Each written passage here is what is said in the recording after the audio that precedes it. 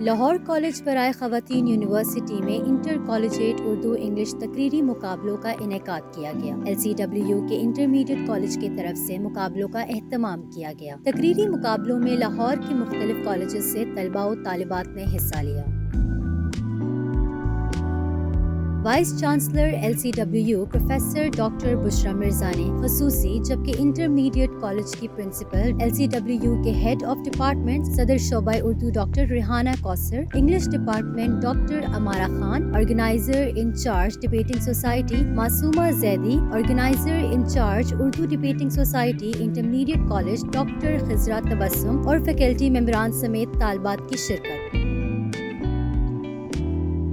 تقریری مقابلوں میں ججز کے فرائض صدر پاکستان ڈبیٹنگ سوسائٹی پنجاب برائے خاور عباس، صدر شعبہ اردو ڈاکٹر ریحانہ کوثر، گورنمنٹ کالج برائے خواتین گلبرگ سے ڈاکٹر سائمہ شمس نے ادا کیے۔ انگلش تقریری مقابلوں میں ججز کے فرائض head of English department doctor Amara Khan, anchor person Iqra Haris, lecturer English department Sadaf Javed نے ادا کیے۔